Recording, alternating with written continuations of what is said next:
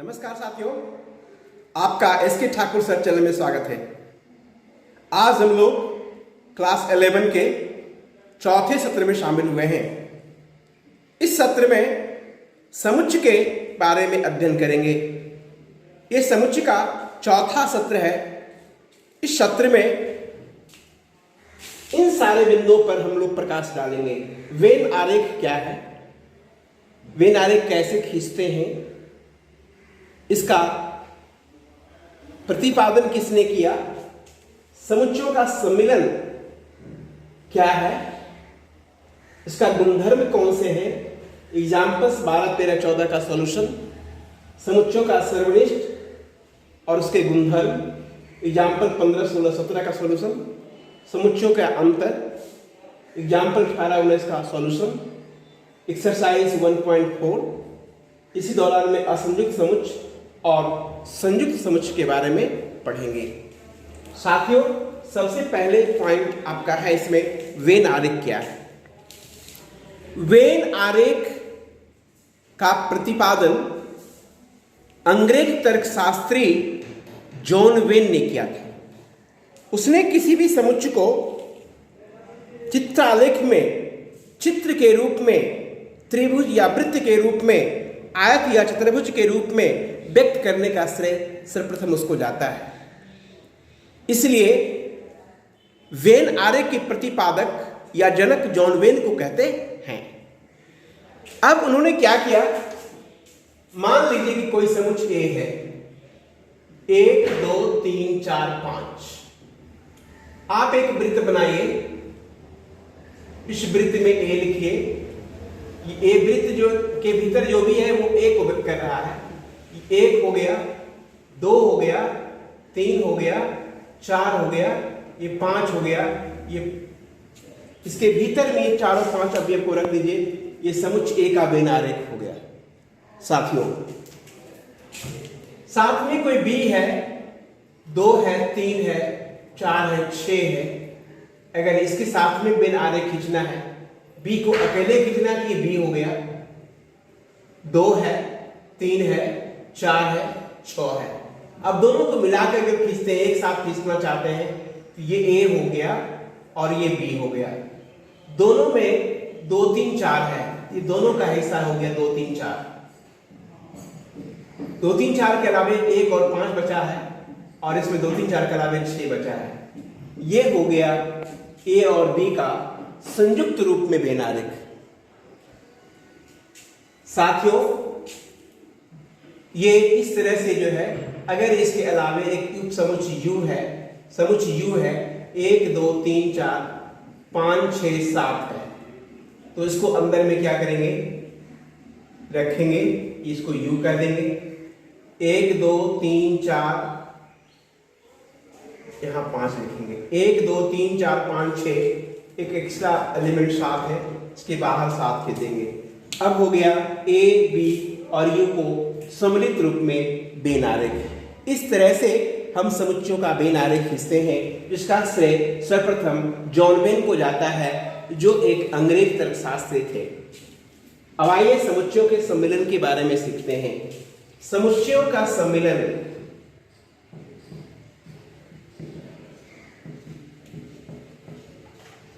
इसे अंग्रेजी में कहते हैं यूनियन ऑफ सेट्स।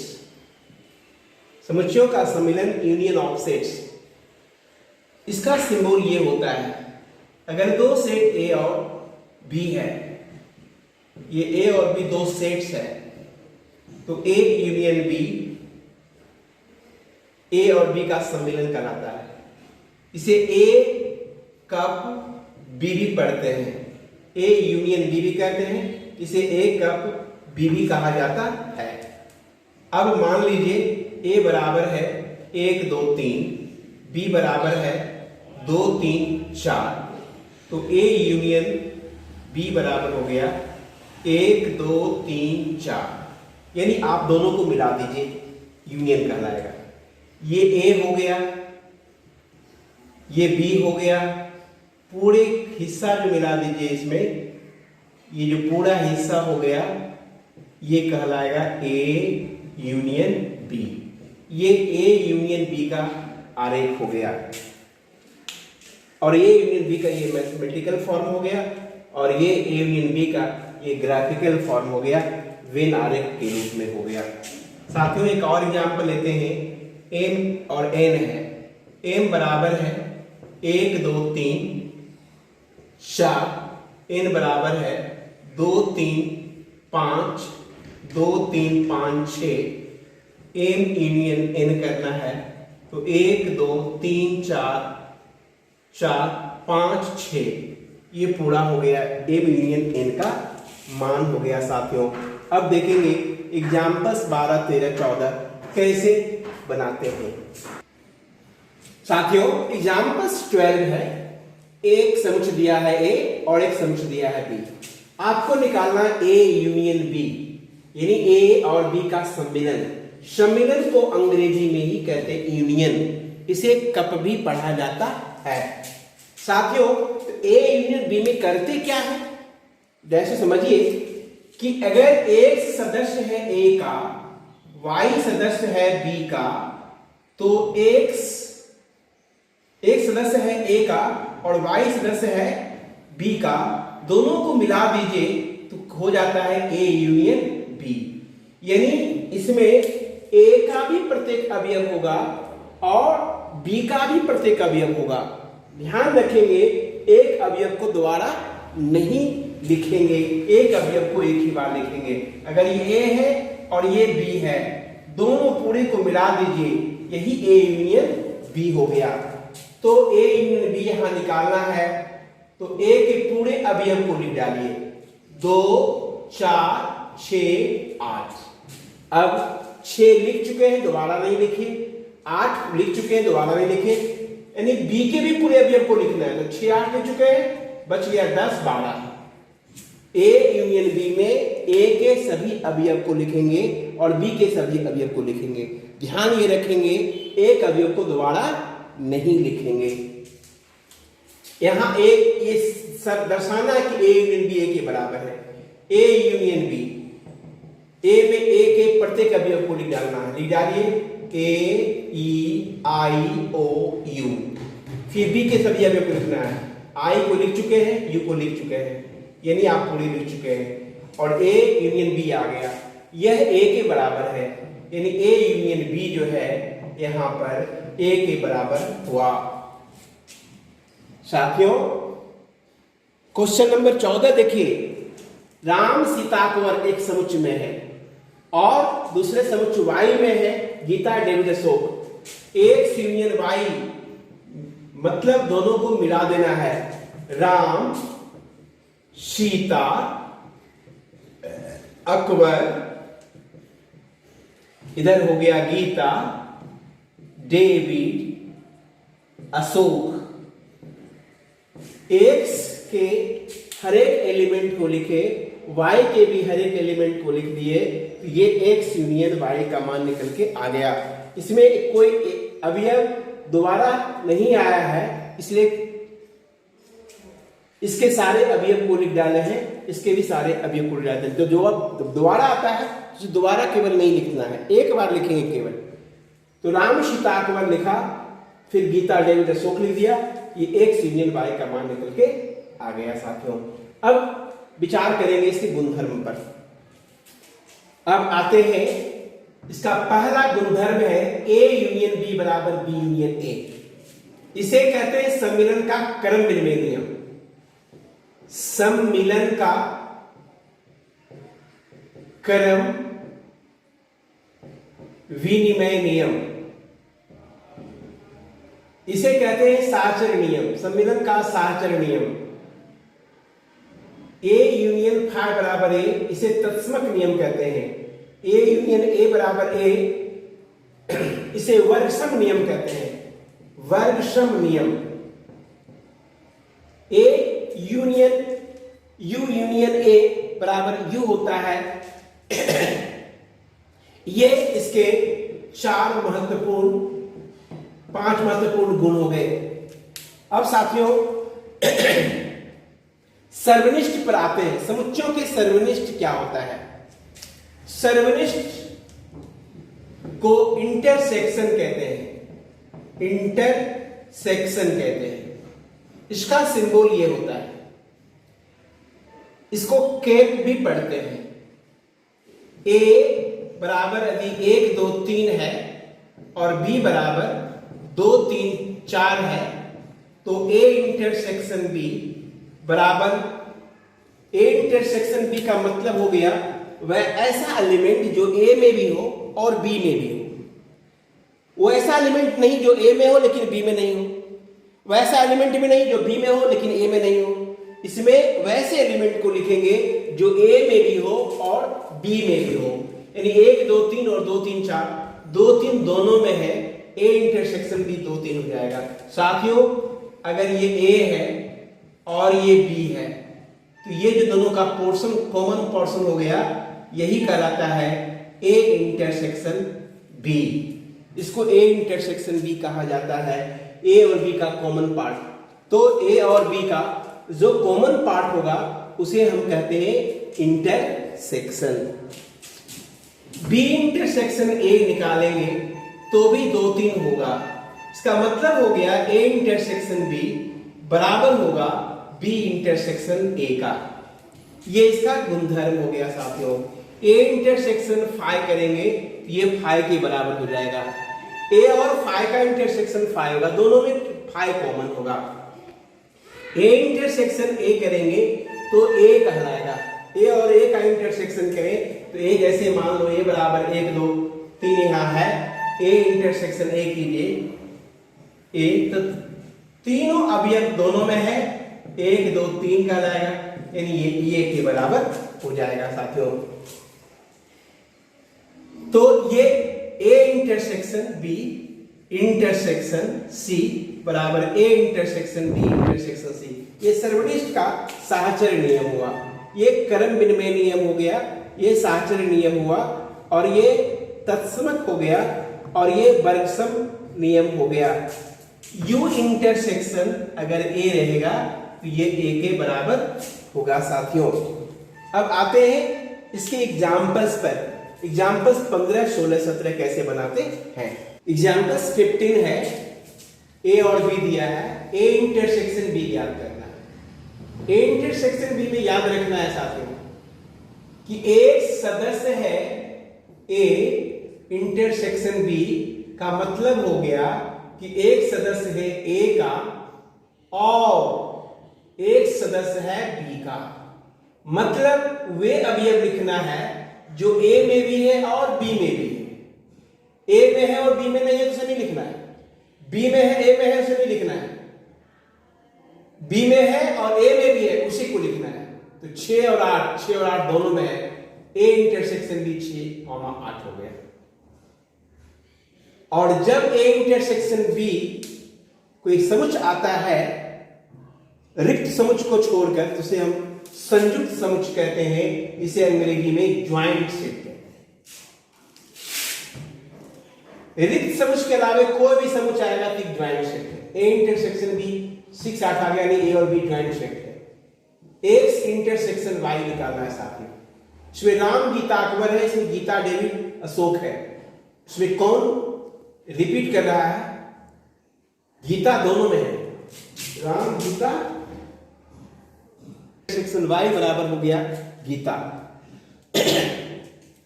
साथियों इसके पहले हम जो यूनियन निकाल रहे थे, राम गीता अकबर है, गीता डेविड अशोक, उसमें गीता दोबारा लिख लिए थे, उसे सुधार लीजिएगा। गीता को एक ही बार लिखना है, एक अवयव दोबारा नहीं लिखना होता है। एक्स इंटरसेक्शन वाई में केवल गीता रहेगा, एक्स इंटरसेक्शन वाई गीता हो गया, क्योंकि गीता एक्स में भी है और वाई में भी है। यहां आइए ए इंटरसेक्शन बी, एग्जाम्पल 17 में ए में और बी में, ए में 2 है, बी में भी 2 है, 3 यहां भी है, 3 यहां भी है, 5 यहां भी है, 5 यहां भी है, 7 यहां भी है और 7 यहां भी है। ए इंटरसेक्शन बी बराबर हो गया 2 3 5 7, जो बी के बराबर है, यानी ए इंटरसेक्शन बी के बराबर हुआ साथियों। अब समुच्चय के अंतर के बारे में पढ़ेंगे। डिफरेंस ऑफ टू सेट्स, इसको लिखते हैं ए माइनस बी। ए और बी का डिफरेंस करना होता है, ए माइनस बी लिखते हैं। अगर मान लीजिए ए बराबर अगर है 1 2 3, माइनस करना है 2 3 4, तो 1 2 3 में 2 3 4 हटाएंगे, 2 हट जाएगा, 3 हट जाएगा, क्या बच जाएगा? 1 बच जाएगा। यानी वैसे एलिमेंट लिखेंगे जो ए का हो लेकिन बी का नहीं हो, वैसे एलिमेंट को ही लिखेंगे जो ए का हो लेकिन वह बी का नहीं हो। 2 बी का भी है इसलिए नहीं लिखे, 3 बी का भी था इसलिए नहीं लिखे, वैसे अवयव को लिखे जो ए का है लेकिन बी का नहीं है। ये माइनस बी हो गया। अगर बी माइनस ए निकालना होता तो 2 3 4 में से घटाते 1 2 3। साथियों, बी में से ए को हटाना है तो बी के वैसे अवयव को लिखेंगे जो ए में नहीं है, बी के वैसे अवयव को ही केवल लिखना है जो ए में नहीं है, बी के वैसे अवयव को नहीं लिखेंगे जो बी में भी है। साथियों, बी के वैसे अवयव को लिखेंगे जो ए में नहीं है। 2 इसमें है, 3 इसमें है, इसको नहीं लिखेंगे। 4 बी में है लेकिन ए में नहीं है, तो ये बी माइनस ए हो गया, 4 हो गया साथियों। यानी ए माइनस बी बराबर नहीं होता है बी माइनस ए का। यह क्रम विनिमय नियम का पालन नहीं करता है।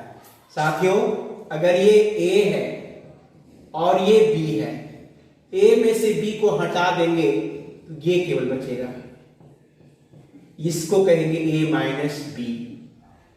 ये ए है और ये बी है, बी में से ए हटा देंगे तो ये बचेगा, इसे बोलेंगे बी माइनस ए।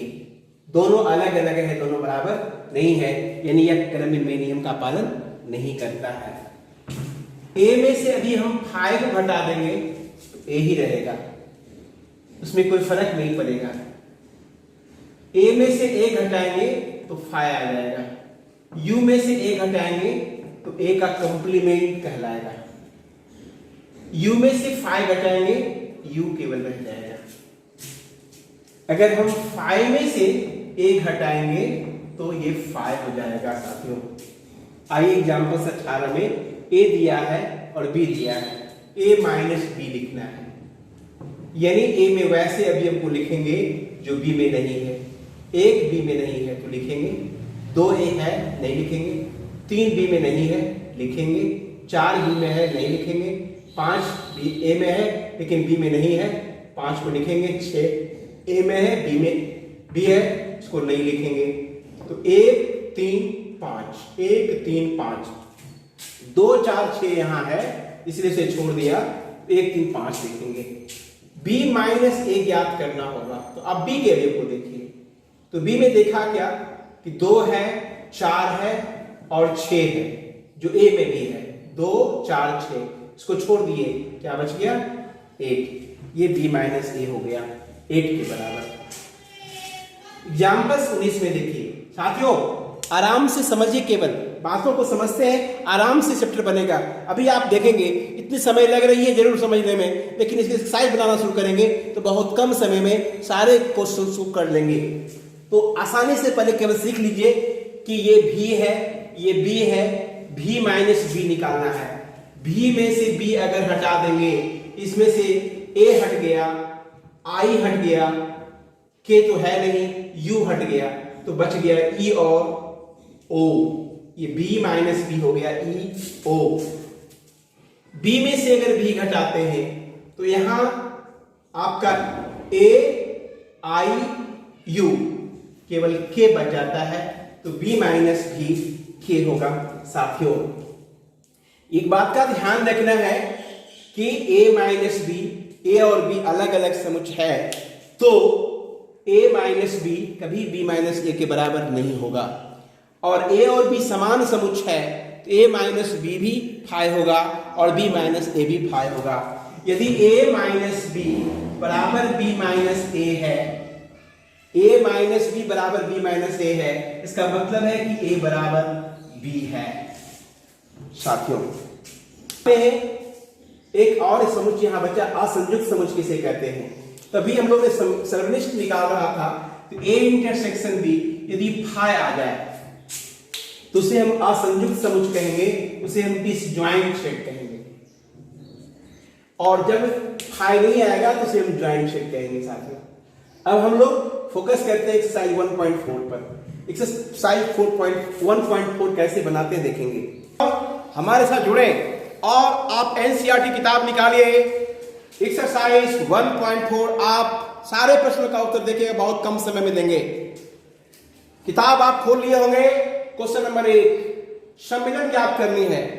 ठीक 5 नंबर क्वेश्चन आप देखिएगा, वहां सर्वनिष्ठ ज्ञात करने के लिए कह रहा है, यानी आप एक साथ दोनों काम कर सकते हो। एक्स यूनियन वाई अगर निकालना रहेगा तो एक्स को और वाई को मिला दो, 1 2 3 5। इंटरसेक्शन करना रहेगा, दोनों में कॉमन देखिए क्या है, 1 है और 3 है। सेकंड देखिए A union B, A E I O U B C, A union B हो गया। ए इंटरसेक्शन बी, दोनों में कॉमन केवल ए है। Number 3 A union B, 1 2 3 4 5 6 9 dot dot. A intersection B, दोनों में केवल एक एलिमेंट कॉमन है, वो 3 है। 4 number A union B, 2 3 4 5 6 7 8 9। A intersection B कुछ भी कॉमन नहीं है, ए इंटरसेक्शन बी 5 हो जाएगा। A union B, 1 2 3 union 5 means 1 2 3 हो जाएगा ए के बराबर। ए इंटरसेक्शन बी, दोनों में कोई कॉमन नहीं है मतलब 5, यानी बी के बराबर हो जाएगा। Number 2 A B, A subset B है, यानी ए का हर एक एलिमेंट बी में है। ए सबसेट बी है तो ए यूनियन बी जब करेंगे तो ए का प्रत्येक अवयव होगा, ए भी आ गया, सी भी हो गया, जो बी के बराबर है। साथियों ध्यान रखना, A union A subset B रहे तो ए यूनियन बी बी के बराबर होगा। यहां पूछ भी रहा है ए सबसेट बी है तो ए यूनियन बी के बराबर क्या होगा, ए यूनियन बी के बराबर बी होगा साथियों। इसी से इसका उत्तर मिल रहा है। नंबर 4 ए दिया है, बी दिया है, सी दिया है, डी दिया है। आप इसका यूनियन करना है। यूनियन में क्या करते हैं, सबको मिला देते हैं। आप मिला सकते हो 1 2 3 4 5 6।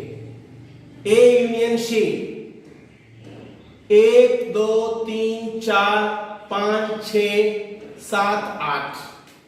बी यूनियन सी, बी और सी को मिलाना है, बी लीजिए और सी लीजिए। 3 4 5 6 7 8। साथियों आप तुरंत बनाइए इसको और बना करके तुरंत इसे मिला लीजिए। आपका क्वेश्चन नंबर 4 बना लिए होंगे, आप इसे मिला लीजिए। आइए क्वेश्चन नंबर 6, 5 नंबर हम लोग एक ही साथ बनाए। 6 में दिया ए बी सी डी दिया है, हमें ए इंटरसेक्शन बी निकालना है। ए और बी में जो दोनों में कॉमन है, इंटरसेक्शन में जो दोनों में कॉमन होता है वही लिखना है साथियों। तो तुम्हें पता है कि 7 दोनों में है, 9 दोनों में है और 11 दोनों में, तो 7 9 11 हो गया। इस तरह से आप से सारे को बनाइए और इसे मिला लीजिए। क्वेश्चन नंबर 7 है, एक से प्राकृत संख्या है। ए में प्राकृत संख्या है, बी में सम प्राकृत संख्या है, सी में एक विषम प्राकृत संख्या और डी में अभाज्य संख्या है। ए में प्राकृत संख्या और 1 2 3 हो गया डॉट डॉट। बी में सम प्राकृत संख्या ने 2 4 6 हो गया डॉट डॉट। सी में विषम प्राकृत संख्या 1 3 5 7 डॉट डॉट हो गया। डी में सम एक अभाज्य संख्या है 2 3 5 7 डॉट डॉट हो गया। अब ए इंटरसेक्शन बी निकालनी है। दोनों में क्या कॉमन है, तो 2 4 6 कॉमन है, 2 4 6 डॉट डॉट कॉमन है। बी इंटरसेक्शन सी, दोनों में कॉमन निकालना है, कोई भी कॉमन नहीं है, यानी 5 हो गया। ए इंटरसेक्शन सी, ये दोनों में कॉमन निकालना है, तो 1 3 5 कॉमन हो रहा है साथियों, 1 3 5 डॉट डॉट। आप इस तरह से बनाइए और इसे मिला लीजिए। क्वेश्चन नंबर 8 देखिए, कौन असंयुक्त समुच्चय है। तो जिसमें इंटरसेक्शन निकालिए फाई आ जाए तो कहिए वो असंदिग्ध समुच्चय है। फाई के अलावा कुछ और आ जाए वो असंदिग्ध समुच्चय नहीं है। साथियों ए ई आई ओ यू है, सी डी ई एफ है, दोनों में देख रहे हैं कि कॉमन है, दोनों का इंटरसेक्शन निकालिएगा ई आ जाएगा, यानी यह असंदिग्ध समुच्चय नहीं है। जो सम पूर्णांक है और विषम पूर्णांक है, सम पूर्णांक कभी विषम पूर्णांक नहीं होता, इसका मतलब इसका इंटरसेक्शन निकालेंगे तो फाई आएगा, इसका मतलब यह असंदिग्ध समुच्चय है। अब एक नंबर पर आ जाइए, 1 2 3 4 है, इसमें प्राकृतिक संख्या जो है 4 और 6 के बीच में है, 4 5 6 है, तो दोनों में देखिएगा 4 कॉमन है, इसका मतलब इसका इंटरसेक्शन जब निकालेंगे तो 4 आ जाएगा, यानी यह भी असंदिग्ध समुच्चय नहीं है। अब आइए क्वेश्चन नंबर 9 पर। ए बी सी डी दिया हुआ है, घटाना है। घटाने के लिए आपने सीख लिया कि अगर ए में से बी घटाना है तो एक वैसे ही अवयव को लिखना है जो बी में नहीं है। ए में बी घटाना है, ए में ये दिया हुआ है, बी में दिया है, तो 4 है, इसमें 8 है, 12 है, यहां 12 है, 16 है, 16 नहीं है, यानी 12 को छोड़ दीजिए, शेष बच गया 3 6 9 15 18 और 21, ये a माइनस बी हुआ साथियों। इस तरह से आप a minus c b minus c जितना भी निकालना है आप निकाल लीजिए और निकाल करके तुरंत निकालिए और मिला लीजिए साहब, आसान है। a में से c घटाना है, a में से c घटाना है तो c के केवल वैसे एलिमेंट को छोड़ देंगे जो a में नहीं है, यानी a के वैसे ही एलिमेंट को लेंगे जो c में नहीं है।